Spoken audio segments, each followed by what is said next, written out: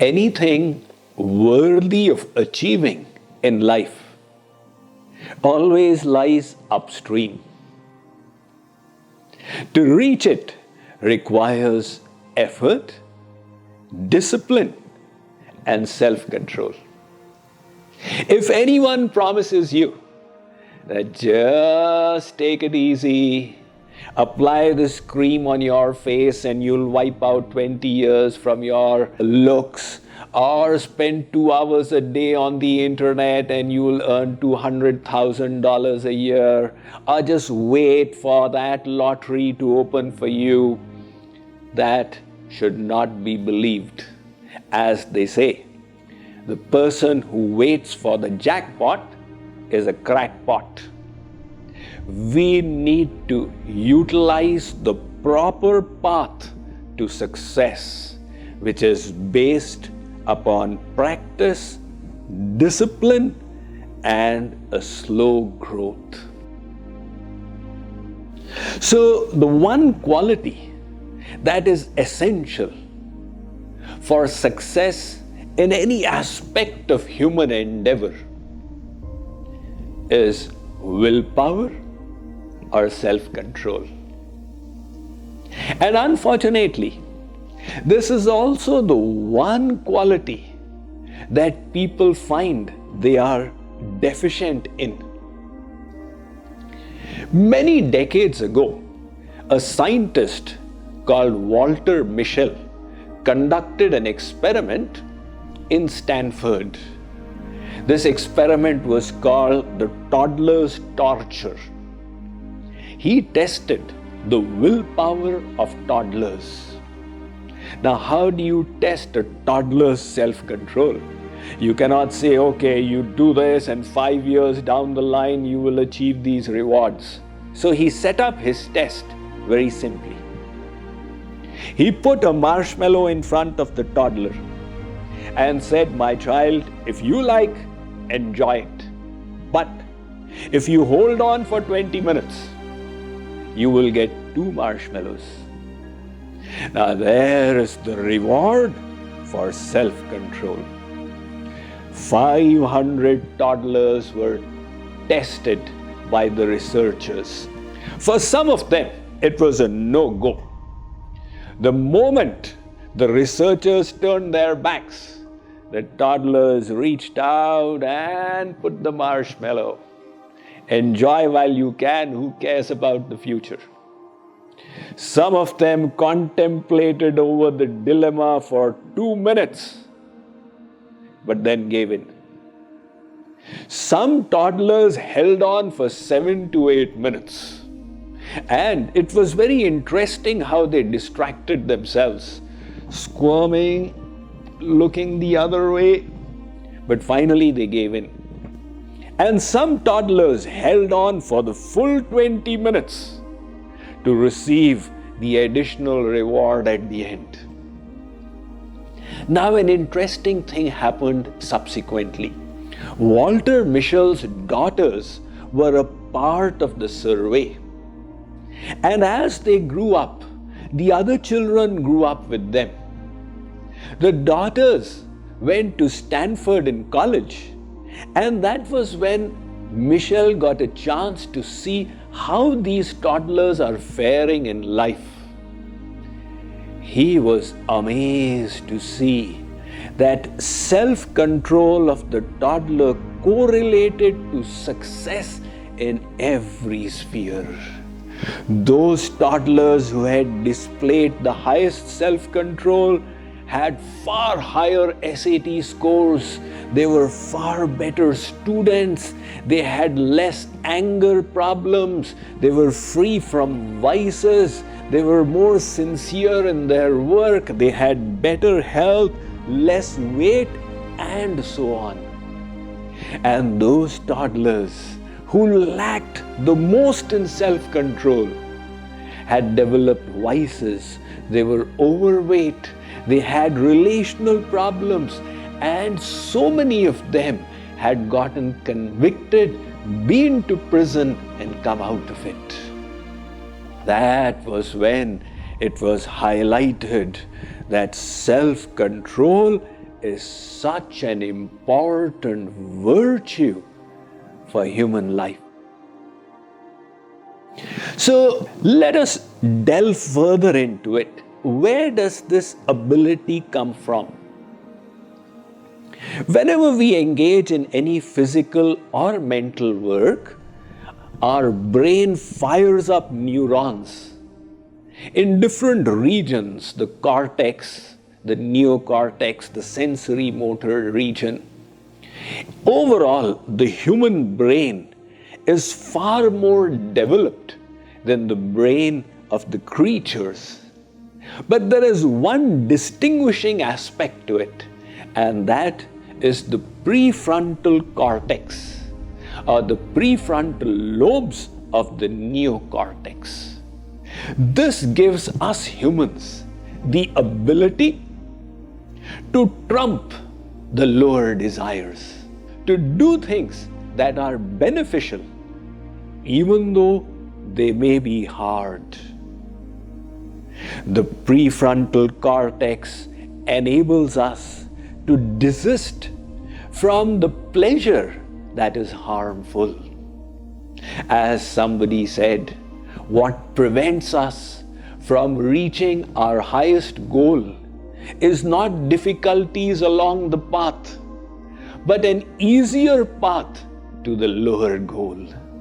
And this prefrontal cortex gives us three abilities in us humans. The first is I want. It enables us to keep sight of what our superior goals are. The second, I won't. It enables us to not do the things that would distract us. And the third is I will. It empowers us to do things that entail austerity, that entail discipline. That discipline comes from this prefrontal cortex.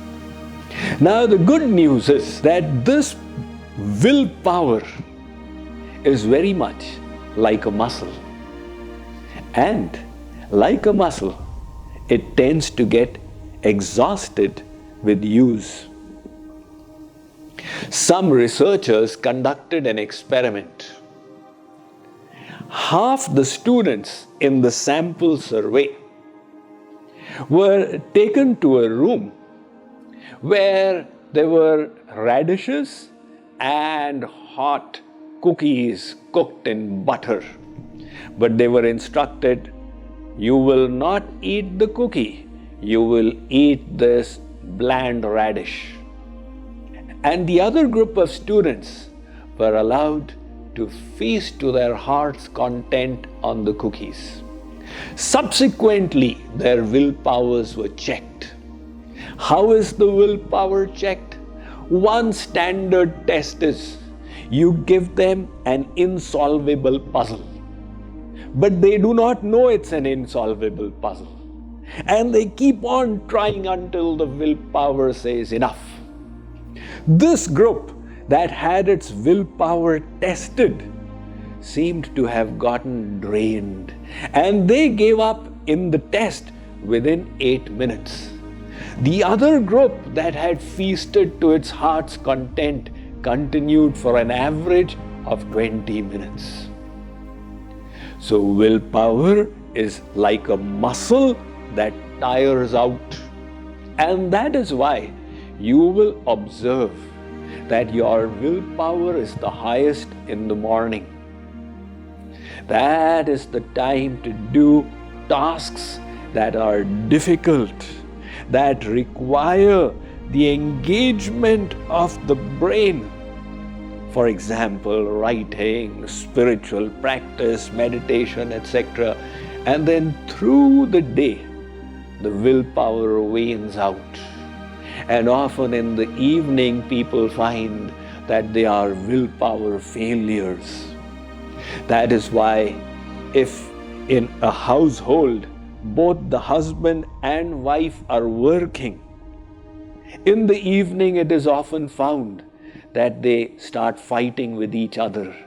Because while working, they drained out their willpower. They were engaging their mind in a task that the mind did not enjoy. And that is why, by the time they came home, they did not have the ability to tolerate, to be patient, and the conflagration point was very low. However, just like the muscles, willpower can also be developed. That is the nature of this brain. If you apply it to math problems again and again, it becomes better at them. If somebody engages in juggling, that portion of the brain which is engaged in juggling tends to develop. And similarly, we can develop our willpower by exerting it. So, a little bit of willpower exercise. Simple exercise, for example. The body says you need to scratch, but you desist. I will not. Now, it may seem like a small thing, but if you do it, you will discover that the willpower has started increasing. And an even more powerful way of developing the willpower. What is that? Meditation. What happens in meditation? You sit down to meditate. I will think of God, or whatever is the object of your meditation. And the mind says, no, I don't enjoy this. I would rather think of so and so. Now the intellect controls the mind. Hey, come back here. So every time the mind wants to wander off, you pull the mind back by exerting the muscle of self-control. What is the consequence? In 3 hours of meditation, you will find that your willpower has jumped many rungs. Try it and do it. And it is not even necessary that you succeed in your meditation. Because even if you are not succeeding, you are still exerting your willpower. You are every time practicing. That focus, that concentration is an application of your self-control. And self-control developed in one area of life will stand you in good stead in all the other areas. So endeavor to enhance this muscle of willpower through practices such as meditation. And even after such practice, it is possible that you may find you are still a willpower failure. What do you do then? Tap into another power that God has given us. What is that power? This is the why power, W-H-Y, why power. What is the why power? I'll tell you some other time.